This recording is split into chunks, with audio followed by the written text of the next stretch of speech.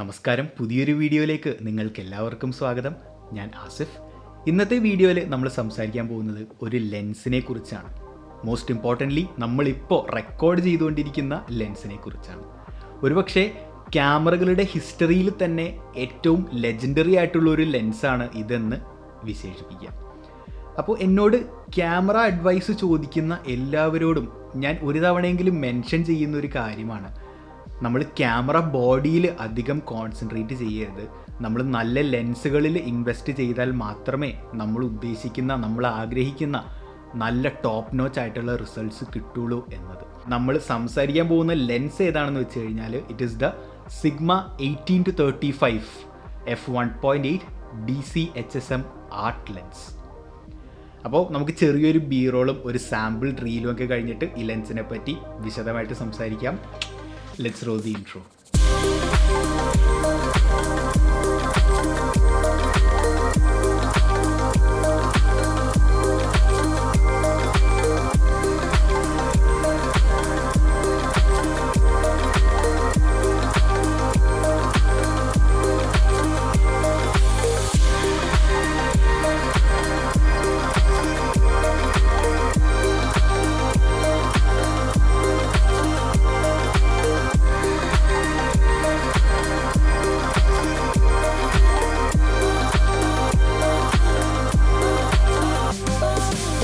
ഈ ഒരു ലെൻസിനെ പറ്റി കൂടുതലായിട്ട് സംസാരിക്കുകയാണെങ്കിൽ ഇതിനെ ഞാൻ ആദ്യം ലെജൻഡറി എന്ന് വിശേഷിപ്പിച്ചതിൻ്റെ കാരണം ഞാനിപ്പോൾ പറഞ്ഞുതരാം. ഈ ലെൻസ് റിലീസ് ചെയ്തത് 2013 അതായത് ഓൾമോസ്റ്റ് 8 വർഷം പഴക്കമുള്ള ഒരു ലെൻസാണ്. ഇതൊരിക്കലും ഒരു ബഡ്ജറ്റ് ലെൻസ് അല്ല. കാരണം ഈ ലെൻസിൻ്റെ പ്രൈസ് വരുന്നത് 65,000 രൂപയാണ്. ഈ ലെൻസ് അവൈലബിൾ ആയിട്ടുള്ളത് Canon EF മൗണ്ടിലും നിക്കോൺ F മൗണ്ടിലുമാണ്. ഇതൊരു ക്രോപ്പ് സെൻസർ ക്യാമറയ്ക്ക് വേണ്ടിയുള്ള ലെൻസാണ്. ഫുൾ ഫ്രെയിം ക്യാമറകളിൽ ഈ ലെൻസ് യൂസ് ചെയ്യാൻ പറ്റില്ല. യൂസ് ചെയ്യാൻ സാധിക്കും, പക്ഷേ നിങ്ങളുടെ ഫ്രെയിമിൻ്റെ ബോർഡറിൽ ഒരു വിന്യറ്റിംഗ് കാണാൻ സാധിക്കും.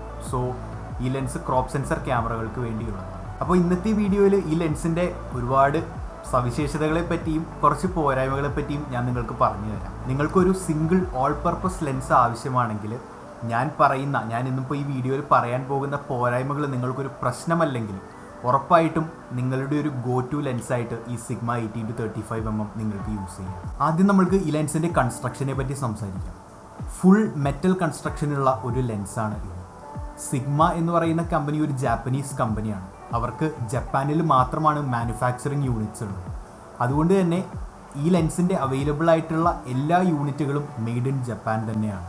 അതിൻ്റെ ഒരു ക്വാളിറ്റി ഉറപ്പായിട്ടും നമ്മൾക്ക് ഈ ഒരു ലെൻസിൽ കാണാൻ സാധിക്കും. വളരെ വെൽ മെയ്ഡ് ആയിട്ടുള്ള ഒരു ലെൻസ് തന്നെയാണ്. ഈ ലെൻസിൻ്റെ വെയ്റ്റ് 810 ഗ്രാമാണ്.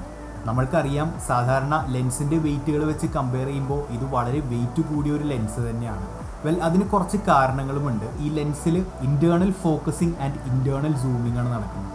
സാധാരണഗതിയിൽ നമ്മൾക്ക് കാണാൻ സാധിക്കും, കിറ്റ് ലെൻസ് എല്ലാം നമ്മൾ സൂം റിംഗ് റൊട്ടേറ്റ് ചെയ്ത് കഴിഞ്ഞാൽ ലെൻസിൻ്റെ ബാരൽ പുറന്തള്ളി വരുന്നത്. പക്ഷേ ഈ ലെൻസിൽ അങ്ങനെയൊന്നുമില്ല. ഇൻറ്റേർണലായിട്ടാണ് സൂമിങ്ങും ഫോക്കസിങ്ങും നടക്കുന്നത്. അതുകൊണ്ട് നമ്മൾ ഫോക്കസ് ആൻഡ് സൂം അഡ്ജസ്റ്റ് ചെയ്ത് കഴിഞ്ഞാലും എല്ലാം ഇൻറ്റേർണലായിട്ടാണ് നടക്കുന്നത്. അതാണ് ഈ 810 ഗ്രാം എന്ന വെയിറ്റ് ടാഗിൻ്റെ ഒരു കാരണം. രണ്ടാമത്തെ കാരണം, ഈ ലെൻസിൽ വളരെ നല്ല ക്വാളിറ്റിയുള്ള ഗ്ലാസ് എലമെൻറ്റുകളാണ് യൂസ് ചെയ്തിരിക്കുന്നത് എന്നാണ്. 18 mm തൊട്ട് 35 mm എന്ന crop sensor focal length, 28 mm തൊട്ട് 52 mm എന്ന ഫുൾ ഫ്രെയിം ഫോക്കൽ ലെങ്ത്തിന് ഇക്വലൻ്റ് ആണ്. ഇത് വളരെ വെർസറ്റൈൽ ആയിട്ടുള്ളൊരു ഫോക്കൽ ലെങ്ത് റേഞ്ചാണ്. അതായത് നമ്മൾക്ക് വൈഡ് ആയിട്ടുള്ളൊരു ഫ്രെയിം തൊട്ട് ഒരു സ്റ്റാൻഡേർഡ് ആയിട്ടുള്ള ഫ്രെയിം വരെയുള്ള വളരെ നല്ലൊരു ഫോക്കൽ ലെങ്ത്തിൻ്റെ റേഞ്ചാണ്. ഇത് കൂടാതെ നമ്മൾക്ക് f1.8 എന്ന ഒരു കോൺസ്റ്റൻറ്റ് അപ്പർച്ചർ കിട്ടും എന്നുള്ളതാണ് മറ്റൊരു സവിശേഷത.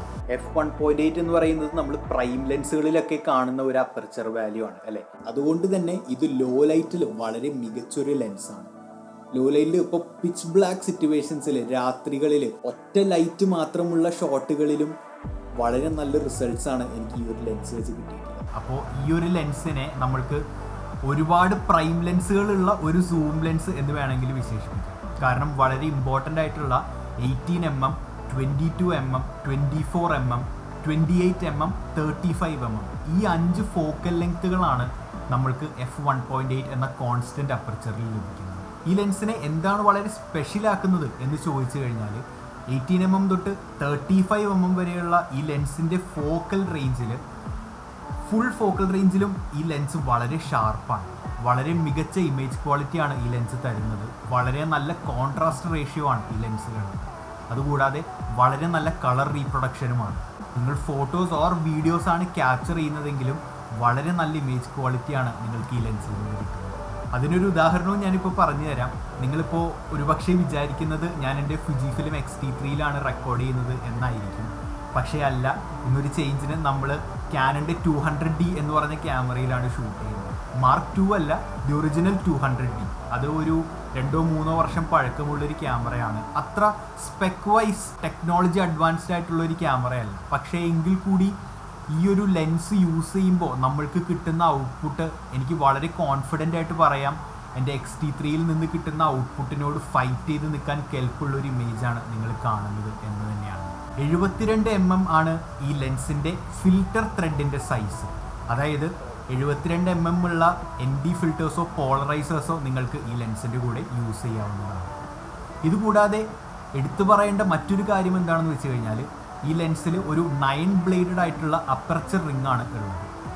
സാധാരണ ലെൻസുകളിൽ നമ്മൾ കണ്ടുവരുന്നത് എങ്ങനെയാണെന്ന് വെച്ച് കഴിഞ്ഞാൽ ഒരു 6-7 അപ്പർച്ചർ ബ്ലേഡുകളാണ് ലെൻസിൻ്റെ അപ്പർച്ചർ റിങ്ങിൽ ഉണ്ടാകുന്നത്. അങ്ങനെ വരുമ്പോൾ ലെൻസ് കൊണ്ട് ഫോട്ടോയിൽ ഉണ്ടാകുന്ന അല്ലെങ്കിൽ വീഡിയോയിൽ ഉണ്ടാകുന്ന ബാക്ക്ഗ്രൗണ്ട് ബ്ലർ അഥവാ ബൊക്കെ ഒരു ക്വാളിറ്റി ഇല്ലാത്ത ബൊക്കെ ആയിരിക്കും. പക്ഷേ ഈ ലെൻസിൽ ഒരു 9 ബ്ലേഡഡ് അപ്പർച്ചർ റിംഗ് ഉള്ളത് കൊണ്ട് വളരെ നല്ല ക്വാളിറ്റിയുള്ള ബൊക്കെയാണ് നമ്മൾക്ക് ലഭിക്കുന്നത്. ബൊക്കെ ബോൾസ് എല്ലാം കാണാൻ വളരെ മനോഹരമാണ്. 28 സെൻറ്റിമീറ്റർ ആണ് ഈ ലെൻസിൻ്റെ ക്ലോസ് ഫോക്കസിങ് ഡിസ്റ്റൻസ്. നമ്മൾ 35mm ആണെങ്കിൽ പോലും നമ്മൾക്ക് 28 സെൻറ്റിമീറ്റർ അടുത്ത് ഫോക്കസ് ചെയ്യാൻ സാധിക്കും. അത് വളരെ ഇംപ്രസീവ് ആയിട്ടുള്ളൊരു ക്ലോസ് ഫോക്കസിങ് ഡിസ്റ്റൻസ് ആണ്. ഈ ലെൻസിൻ്റെ ഫോക്കസിങ് സിസ്റ്റത്തെക്കുറിച്ച് സംസാരിക്കുകയാണെങ്കിൽ HSM മോട്ടർ അഥവാ ഒരു ഹൈപ്പർസോണിക് മോട്ടർ ആണ് ഈ ലെൻസിൽ യൂസ് ചെയ്തിരിക്കുന്നത്. ഇപ്പോഴത്തെ സ്റ്റാൻഡേർഡ്സ് അനുസരിച്ച് ഇത് കുറച്ച് പഴയ മോട്ടർ തന്നെയാണ്. പക്ഷേ എങ്കിൽ കൂടി വളരെ ഇംപ്രസീവ് ആയിട്ടുള്ളൊരു ഫോക്കസിങ് തന്നെയാണ് ഈ ലെൻസിൽ നമ്മൾക്ക് കാണാൻ സാധിക്കുന്നത്. ഈ വീഡിയോ കാണുമ്പോൾ നിങ്ങൾക്ക് അറിയാൻ പറ്റും പിന്നെ എത്ര നന്നായിട്ടാണ് ഈ ലെൻസ് ട്രാക്ക് ചെയ്യുന്നത് എന്ന്. കണ്ടോ, ഞാൻ കൈ കൊണ്ട് നോക്കുകയാണെങ്കിൽ എല്ലാം വളരെ പെട്ടെന്ന് തന്നെയാണ് ഫോക്കസ് ആവുന്നത്.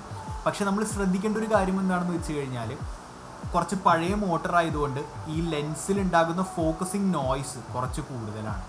അതുകൊണ്ട് തന്നെ നിങ്ങൾ ക്യാമറയുടെ മുകളിൽ ഒരു മൈക്ക് യൂസ് ചെയ്യുകയാണെങ്കിൽ ആ മൈക്ക് ലെൻസിൻ്റെ ഫോക്കസിങ് നോയ്സ് പിക്കപ്പ് ചെയ്യാൻ സാധ്യതയുണ്ട്. അതുകൊണ്ട് നിങ്ങൾ എക്സ്റ്റേണൽ ആയിട്ട് ഒരു ലാവ് മൈക്ക് എടുക്കുകയോ അല്ലെങ്കിൽ വയർലെസ് ആയിട്ടുള്ള എന്തെങ്കിലും സൊല്യൂഷൻസ് നോക്കലായിരിക്കും കുറച്ചുകൂടി നല്ലത്. ഇതുപോലെ ഈ ലെൻസിൻ്റെ സവിശേഷതകളെ പറ്റി എനിക്ക് ഇനിയും ഒരുപാട് പറയാൻ പറ്റും. പക്ഷേ ഞാൻ ഇത്രമാത്രം പറഞ്ഞുകൊണ്ട് കൺക്ലൂഡ് ചെയ്യാം. ഈ ലെൻസ് തരുന്ന ഒരു ഫോക്കൽ റേഞ്ചിൽ വളരെ നല്ലൊരു അപ്പർച്ചർ വാല്യൂ അനുസരിച്ച് വളരെ നല്ല ഡിസ്റ്റോർഷൻ കുറഞ്ഞ, ഫ്ലെയറിംഗ് എല്ലാം കുറഞ്ഞ, വളരെ മികച്ചൊരു ഇമേജ് ക്വാളിറ്റി തരുന്ന ഒരു ലെൻസ് തന്നെയാണ് ഇതെന്ന് നമുക്ക് കൺക്ലൂഡ് ചെയ്യാം. പക്ഷേ നമ്മൾ സവിശേഷതകളെ പറ്റി സംസാരിക്കുന്നത് പോലെ തന്നെ നമ്മൾക്ക് ഒരു ലെൻസിൻ്റെ പോരായ്മകളെ പറ്റിയും സംസാരിക്കണം, ശരിയല്ലേ? അതുകൊണ്ട് തന്നെ വളരെ കുറച്ച് പോരായ്മകൾ എനിക്ക് ഈ ലെൻസിനെ കുറിച്ച് പറയാനുള്ളൂ. അതും അത്ര വലിയ എന്നെ ഒത്തിരി അഫക്റ്റ് ചെയ്യുന്ന കാര്യങ്ങളൊന്നുമല്ല. ഫോർ ഇൻസ്റ്റൻസ്, ഈ ലെൻസിൽ ഒപ്റ്റിക്കൽ സ്റ്റെബിലൈസേഷൻ ഒന്നും തന്നെ ഇല്ല എന്നുള്ളതാണ്. അതുകൊണ്ട് നിങ്ങൾ ഇൻറ്റേർണൽ സ്റ്റെബിലൈസേഷൻ ഇല്ലാത്തൊരു ക്യാമറയാണ് യൂസ് ചെയ്യുന്നതെങ്കിൽ ഈ ലെൻസ് യൂസ് ചെയ്യുമ്പോൾ കുറച്ച് ഷെയ്ക്കൊക്കെ ഉണ്ടാവാൻ സാധ്യതയുണ്ട്. പക്ഷേ നിങ്ങളൊരു ഗിംബലിലൊക്കെയാണ് ഈ ലെൻസ് യൂസ് ചെയ്യുന്നതെങ്കിൽ വളരെ നല്ല റിസൾട്ട്സ് നിങ്ങൾക്ക് കിട്ടും. ഇതുകൂടാതെ മെൻഷൻ ചെയ്യേണ്ട മറ്റൊരു കാര്യമാണ് ഈ ലെൻസ് ഒഫീഷ്യലി വെതർ സീൽഡ് അല്ല എന്നുള്ളത്. ഞാൻ നേരത്തെ പറഞ്ഞു, വളരെ വെൽ മെയ്ഡ് ആയിട്ടുള്ള ഒരു ലെൻസാണ് ഈ സിഗ്മ 18-35. അതുകൊണ്ട് തന്നെ സ്ലൈറ്റ് ആയിട്ടുള്ള റഫ് വെതർ കണ്ടീഷൻസിൽ യൂസ് ചെയ്യാൻ ഞാൻ കോൺഫിഡൻ്റ് ആണ്. പക്ഷേ നമ്മൾ അറിഞ്ഞിരിക്കേണ്ടതാണ്, ഈ ലെൻസ് ഒഫീഷ്യലി വെതർ സീൽഡ് അല്ല. മൂന്നാമത്തെ കാര്യവും ഞാൻ നേരത്തെ മെൻഷൻ ചെയ്തത് തന്നെയാണ്, ഈ ലെൻസിൻ്റെ ഫോക്കസിങ് മോട്ടോഴ്സ് കൊണ്ട് ഉണ്ടാകുന്ന നോയ്സിനെ പറ്റിയാണ്. അതും നിങ്ങൾ ക്യാമറയുടെ നേരെ മുകളിൽ ഒരു മൈക്രോഫോൺ വെക്കുകയാണെങ്കിൽ നിങ്ങൾക്ക് വളരെ വലിയൊരു പ്രശ്നം ഉണ്ടാകുകയുള്ളൂ. അല്ലാതെ നിങ്ങളൊരു ലാവ് മൈക്ക് യൂസ് ചെയ്യുകയാണെങ്കിൽ അതൊരു ഈസി ഫിക്സ് ആണ്. ഇത്രയൊക്കെയാണ് ഈ ലെൻസിനെ കുറിച്ച് നിങ്ങൾക്ക് തരാനുള്ള ഡീറ്റെയിൽസ്. അപ്പോൾ ഈ കാനൺ ക്യാമറയുടെ കൂടെ മാത്രമല്ല, ഞാൻ എൻ്റെ ബ്ലാക്ക് മാജിക് ക്യാമറയിലും ഒരു അഡാപ്റ്റർ യൂസ് ചെയ്ത് ഈ ലെൻസ് ഉപയോഗിക്കുന്നുണ്ട്. വളരെ മികച്ച റിസൾട്ട്സ് തന്നെയാണ് ഈ ഒരു ലെൻസിൽ നിന്ന് എനിക്ക് കിട്ടുന്നത്. നമ്മളിപ്പോൾ എൻ്റെ ബ്ലാക്ക് മാജിക് ക്യാമറയിൽ ഒരു സ്പീഡ് ബൂസ്റ്റർ യൂസ് ചെയ്തിട്ട് ഈ ലെൻസ് യൂസ് ചെയ്ത് കഴിഞ്ഞാൽ ഇതൊരു 18-35 f1.2 ആണ് ആകുന്നത്. സോ വളരെ നല്ല അപ്പർച്ചർ റേഞ്ചുള്ള, വളരെ നല്ലൊരു ഫോക്കൽ ലെങ്ത് റേഞ്ചുള്ള ഒരു ലെൻസ് നിങ്ങൾക്ക് ഈ ഒരു പ്രൈസിൽ അവൈലബിൾ ആണ് എന്നെനിക്ക് തോന്നുന്നില്ല. അതുമാത്രമല്ല, ഞാൻ ഈ ഒരു ലെൻസിനെ പറ്റി വീഡിയോ ചെയ്യാനുള്ള കാരണം എന്ന് വെച്ച് കഴിഞ്ഞാൽ ഇത് 2013 ഇറങ്ങിയൊരു ലെൻസ് ആയതുകൊണ്ട് നിങ്ങൾക്ക് ഇപ്പോഴും ഈ ലെൻസിൻ്റെ ഒരുപാട് കോപ്പികൾ യൂസ്ഡ് ആയിട്ട് വാങ്ങാൻ കിട്ടും. അപ്പോൾ നമ്മൾക്ക് ഫുൾ റീറ്റെയിൽ പ്രൈസ് കൊടുക്കാതെ നല്ലൊരു ഡീല് കിട്ടുകയാണെങ്കിൽ അതായിരിക്കും ഏറ്റവും നല്ലത്. ഈ ലെൻസ് നിങ്ങളെല്ലാവരും യൂസ് ചെയ്ത് നോക്കണ്ട, വളരെ അടിപൊളി ഒരു ലെൻസ് തന്നെയാണ്. അത്രയും പറഞ്ഞുകൊണ്ട് നമ്മൾക്ക് ഇന്നത്തെ വീഡിയോ അവസാനിപ്പിക്കാം. അടുത്ത ആഴ്ച മറ്റൊരു വീഡിയോയിൽ നമ്മൾക്ക് വീണ്ടും കാണാം. ഞാൻ ഈ വീക്ക് ഡേയ്സിൽ പോസ്റ്റ് ചെയ്യുന്ന ചെറിയ ചെറിയ ഷോർട്സ് എല്ലാം നിങ്ങൾക്ക് ഇഷ്ടപ്പെടുന്നുണ്ട് എന്ന് വിശ്വസിക്കുന്നു. അതിനെപ്പറ്റിയും നിങ്ങൾക്ക് എന്തെങ്കിലും കമൻസ് ഉണ്ടെങ്കിൽ തീർച്ചയായും എന്നെ അറിയിക്കുക. So let's meet in another video next week. അതുവരെ നിങ്ങളെല്ലാവരും take care. It's your host Asif signing off. അതുവരെ പീസ്.